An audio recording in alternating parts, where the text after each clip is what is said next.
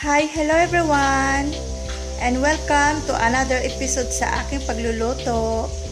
At ang aking namang pong lulutuin ngayon ay magluluto tayo ng simpleng gulay para sa quarantine, lockdown.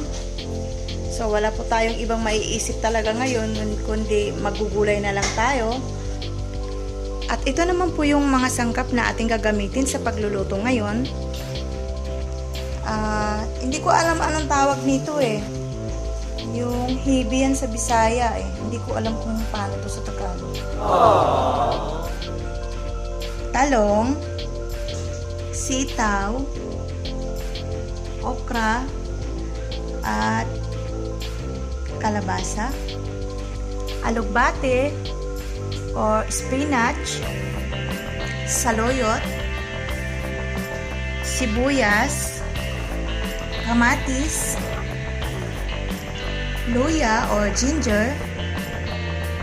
Gagamit din tayo dito ng tubig. Pakuluin lang to bago natin ilagay yung mga ingredients.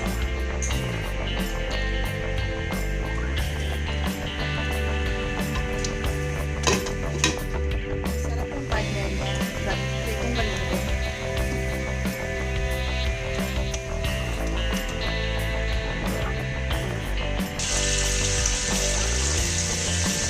Lalagay na natin doon yung mga ricado.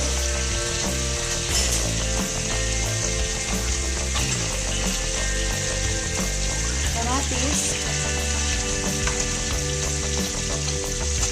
sibuyas,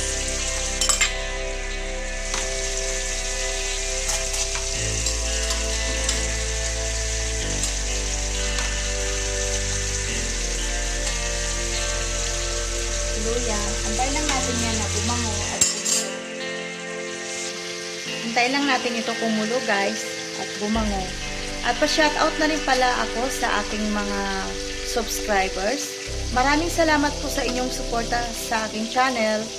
At lalo na sa aking mga kapwa vloggers, sa aming team, sa mga group.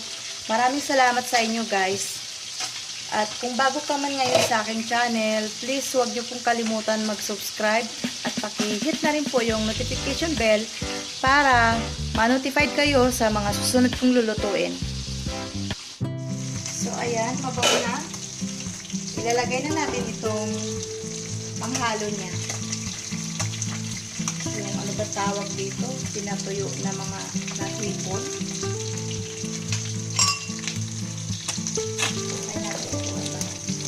Ayan lang natin siya ng mga 1 minute. Parang hindi naman kumulo. Kaya pa kumulo. Ayan, ayan. So, ayan, kulo na.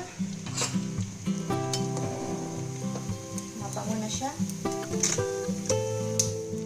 Ilalagay na natin itong kalabasa.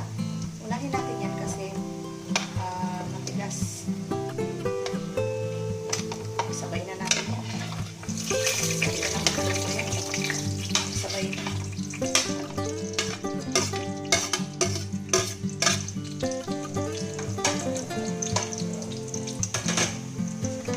Bisaya dyan.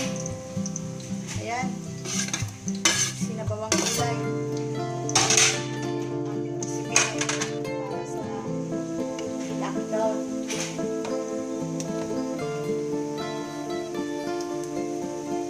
Mamaya na yung saluyot tsaka alugbate. So, hayaan natin ito ng mga 1 minute. Kumulo. Pakuluin natin ng 1 minute. Mag-a-add tayo dito ng magic sarap para sumarap naman siya. Pagkalasa. Asin.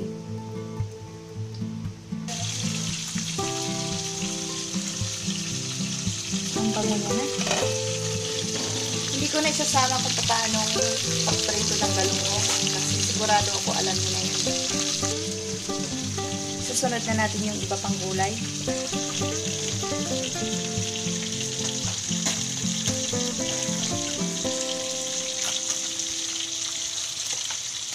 Lalagyan natin yung saluyot.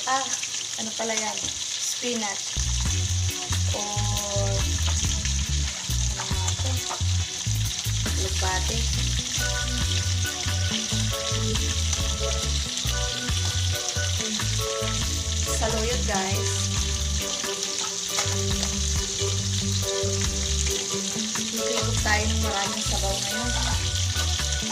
Saan?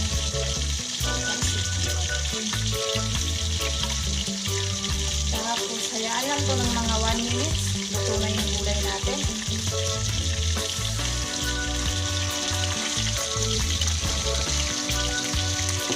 Sakto lang yung luto ng kalabasa sa doon.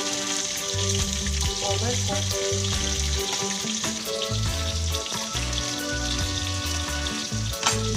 Ayan, luto na yung ating simpleng gulay lang.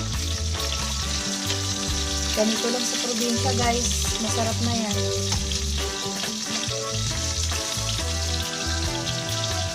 At hindi ito magugustuhan ng mga Tagalog, ha. Huwag niyo akong ibabash, ha. Mga taga-probinsya lang nakakaalam ng luto na ito. At sa Ilocano naman, nilalagyan nila to ng bagoong isda. Sa amin naman, sa Davao, ganyan lang siya. Pwede nyo rin siyang haluan ng isda na prito. O ganito lang, simple lang talaga. So yan, pwede na natin siyang i-serve. Maraming salamat sa mga nanonood sa aking luto at sana mag-subscribe po kayo lahat. God bless.